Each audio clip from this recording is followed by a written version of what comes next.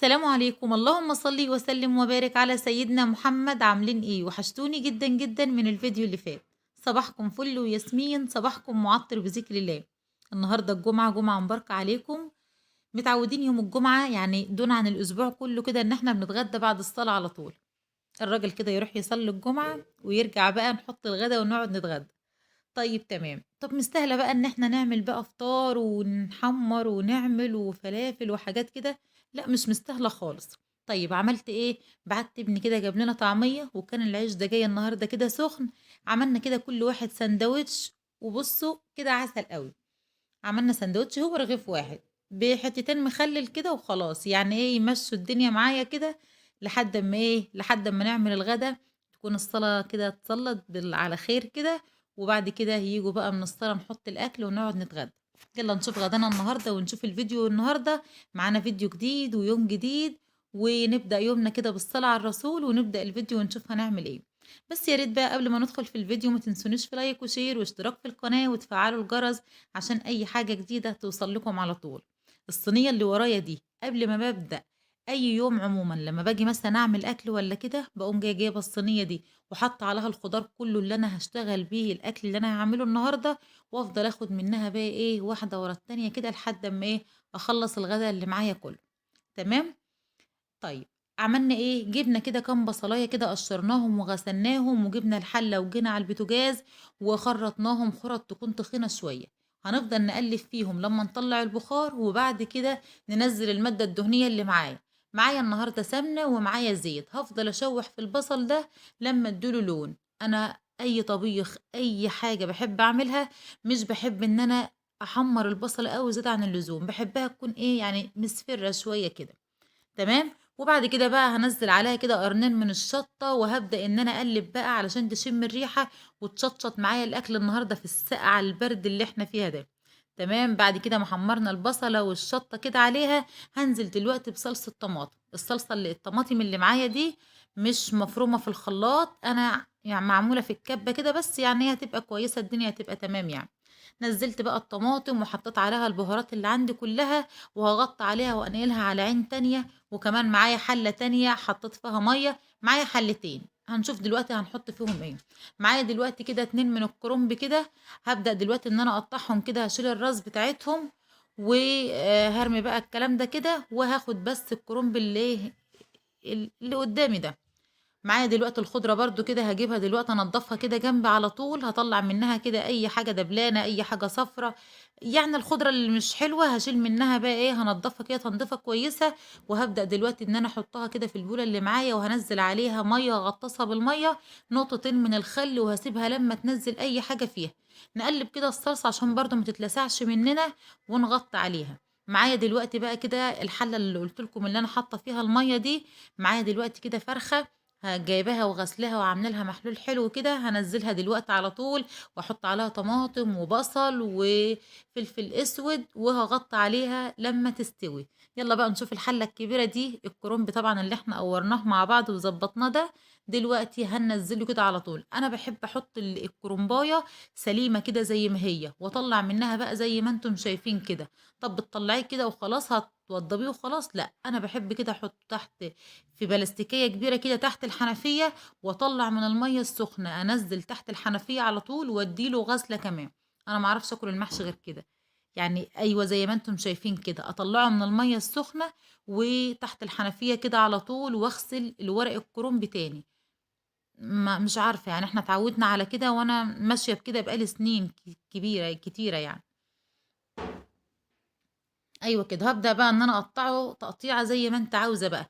هاشيل العُصم اللي هو فوق حتّة الجدر دي باحطها في أرضية الحلة، وبامسك بقى الورق ذات نفسه أقطّعه زي ما أنت عاوزة بقى، عايزاه كبير، عايزاه صغير، اللي أنتِ عاوزاه. طيب أنتِ ليه بتحطيه في المَيّة تاني؟ مش عارفة، يعني مش عارفة، يعني هو البتاع الكرنباية برضه بتبقى مثلًا فيها تراب، فيها حاجة وكُلّه نازل في الحلة، فباحب إن أنا أدّي له شطفة برضه إيه، زيادة تأكيد كده برضه تحت الحنفية يعني وكده.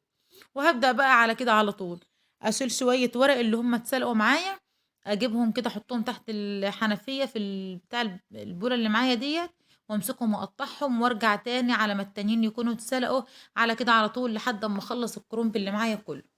زي ما انتم شايفين كده ايه بنفس الطريقه كده. دول كان اخر حاجه معايا في الكرنبايه اللي هي الاولانيه. هنطلع بقى الكلام ده كده كله وهنحط بقى التانية. مع العلم برضو ان انا كنت حاطه في الميه دي اول ما حطيتها حطيت فيها شويه من الملح. الصلصه كانت كتيره شويه معايا فهنقص دلوقتي كده علشان الرز ما يبقاش مليان صلصه كده ومبغنن معايا ومش حلو. هنزل كده الرز على الصلصة دلوقتي وهديله تشويحة كده من النار. هزوده كمان شوية من الزيت، حسيت ان هو عايز برضو شوية كده من الزيت. هنزل برضو عليه كده ايه بشوية من الزيت وهفضل اقلب فيه علشان يفلفل معايا. في ناس بتعمله ني في ني كده، حسيت برضو ان هو عايز كمان مغرفة صلصة حطت لها. المهم ظبطي بقى، يعني هو قدامك كده اهو.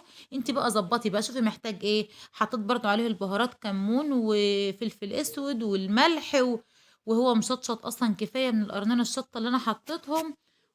ظبطي بقى اللي انت شايفاه قدامك بقى. محتاج صلصه حطي، محتاج شويه زيت زودي له شويه زيت.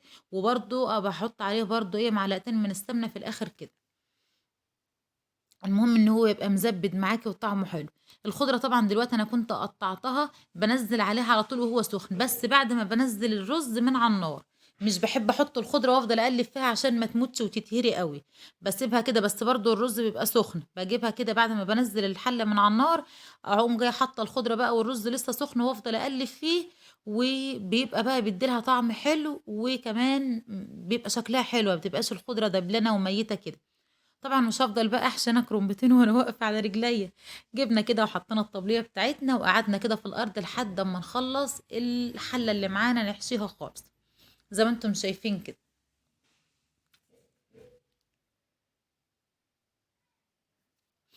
ابني كان جايب لي بوزه معاه وهو جاي. راح السوق زي ما قلت لكم، راح جاب لنا طعميه وجاب لنا العيش سخن.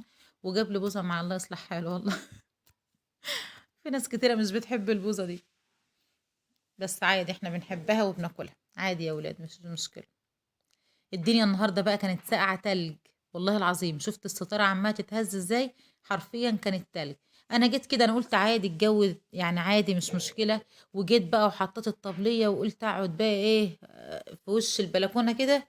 بس ايه بقى لقيت الهوا بصراحة محدش يتحمل، قمت جاية قافلة الباب الازاز علشان الجو ايه يدفى شوية وما يبقاش الجو ساقع قوي زيادة عن اللزوم وكده. مع انه والله ساقعة برضه، بس الهوا بقى يعني الهوا ذات نفسه بيجي كده بيبقى سقعان تلج كده. بس كده هنفضل بقى نحشي. كنت كده هنا خلاص كنت قربت اخلص يعني. بعت بنتي كده جابت لي برضو ايه قرنين 3 قرون من الفلفل الاخضر. مسكتهم برضو كده غسلتهم وقورتهم كده وهنحشيهم. الفلفل يا جماعة والله العظيم بيدي لطعم المحشي نكهة رهيبة. والله العظيم بتفرق قوي. هم 3 قرون دول. بصي كده كنت خلصت الحلة خلاص. وهبدأ دلوقتي ان انا احشي برضو كام قرن فلفل دول. يعني انا يعني مش متخيله اصلا ورق المحشي الكرنب من غير القرنين الفلفل دول. بصراحه بيدوله طعم حلو قوي ونكهه تحفه بصراحه. يلا بقى نعمل كده ايه نجيب شوربه كده من بتاعه الفرخه. وننزل عليها كده كام معلقه كده من الصلصه وهنبدا نقلب الكلام ده. ونزيد بقى المحشي بتاعنا عشان برضو ايه يبقى لونه محمر شويه كده. بصي بقى يا ست تفضلي بقى هز في الحله قوي، يعني انت حطيت الشوربه دلوقتي. وايه والشوربه كانت عايمه فوق كده، لا افضلي هزي فيها لحد اما الشوربه كلها تتغلغل في قلب المحشي وقلب الصوابع كده من تحت. عشان المحشي ما يبقاش ني معاكي، حبه مستويين وحبه نيين. افضلي اعمليها كده هزيها لحد اما الشوربه تنزل كلها تحت. وبعد كده حط عليها اي طبق من عندك. اعمليها كده عشان الورق ما يفكش منك. وقومي جايه مغطيه عليها وسيبيها بقى على النار في الاول، واول ما يغلي هدي النار عليه. نعمل بقى شويه شوربه لسان عصفور كده علشان ايه جنب المحشي برضه هفضل احمر كده في لسان العصفور لحد ما ياخد لون معايا.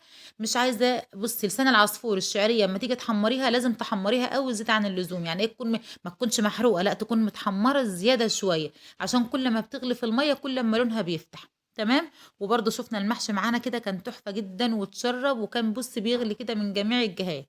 يلا بينا بقى نعمل ايه صينيه جلاش كده عشان تبقى برضو ايه جنب الاكل كده. معايا دلوقتي كده صينيه هنزل فيها ماده دهنيه شويه محترمين كده عشان الصينيه ما تلزقش مني.